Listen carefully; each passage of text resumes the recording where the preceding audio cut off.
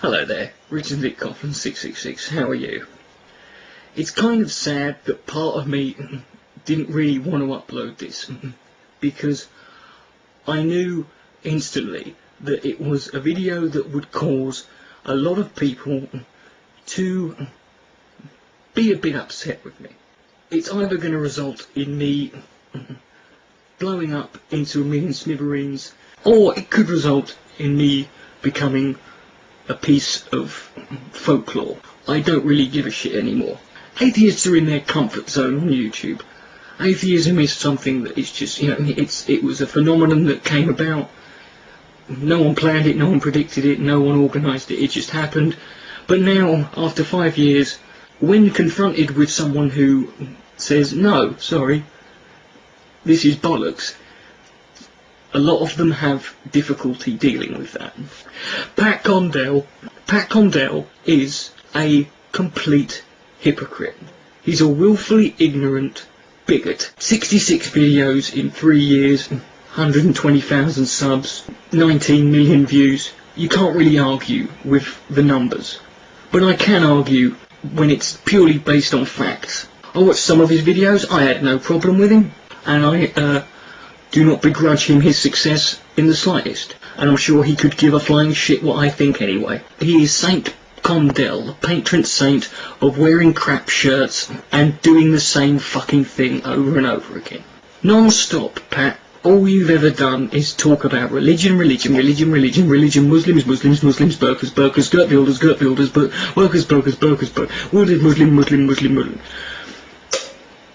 You never talk about politics as a single issue unless there's a religious angle.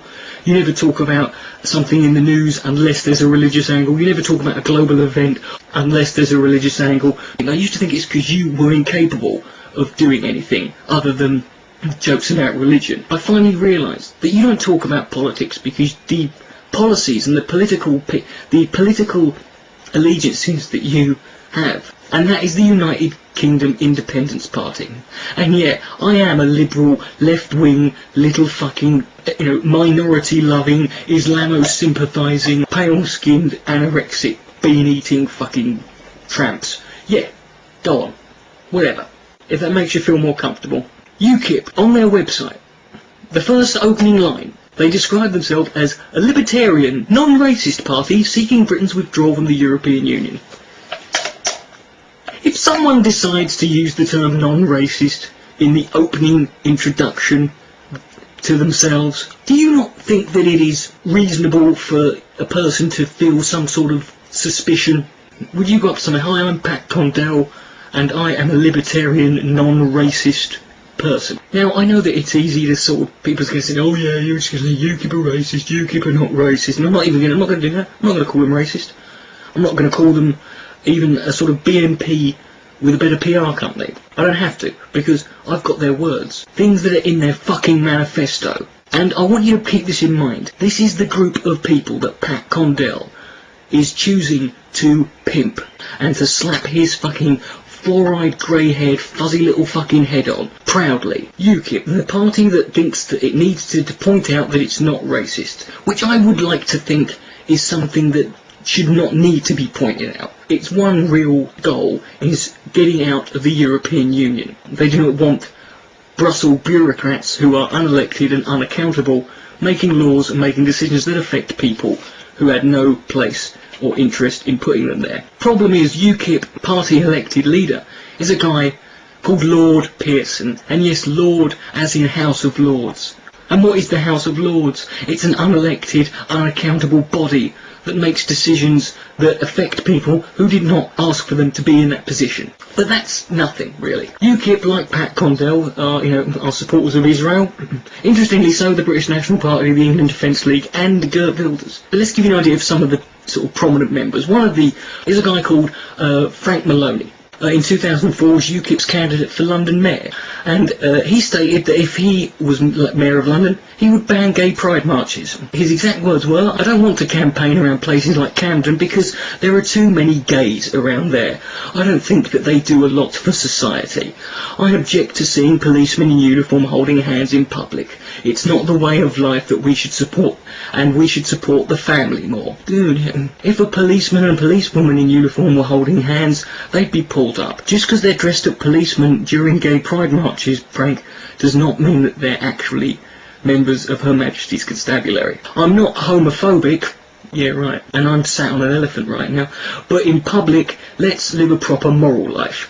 And you might say, well, that's 2004, that's fucking 6 years ago. Yeah, let's see what Frank said in January.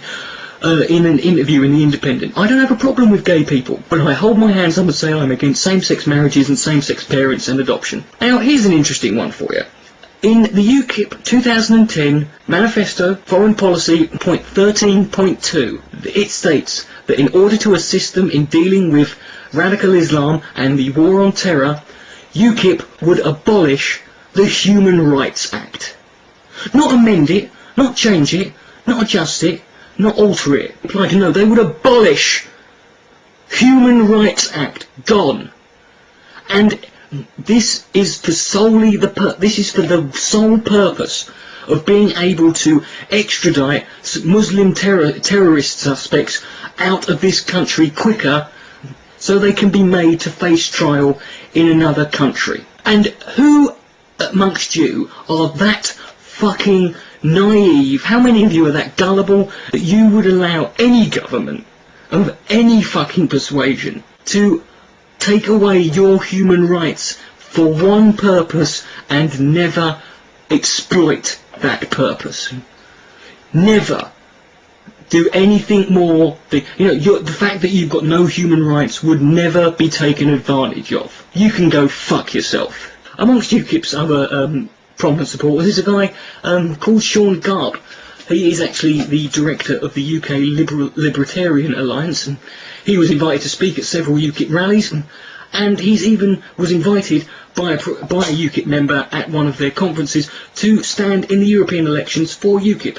He turned them down. Here's what Sean Garb writes on his own website. "I believe in repealing the race relations and all hate crime laws. I would allow employers and landlords to qualify their job advertisements with phrases like niggers and faggots need not apply here. I do not believe possession of child pornography should be a crime. I do not even believe it should be a crime to publish child pornography here that was made abroad and by and with foreigners." Well,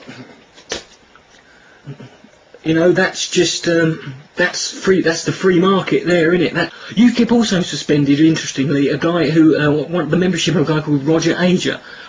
He was the chairman of UKIP's Liverpool branch, and it was pending an investigation after it was found that he was involved in making videos which were not suitable for work quality and standard, and believe it or not, you can find edited versions of on YouTube involving sadomasochistic dominatrix bondage session.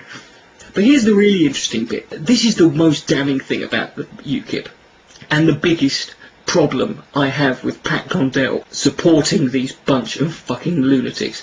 Their chief science advisor is a guy called Lord Monckton. Those of you who know a little bit about the global warming debate will probably have heard of Lord Monckton. He was actually the science advisor to Margaret Thatcher when she was Prime Minister. Even Margaret Thatcher accepts global warming.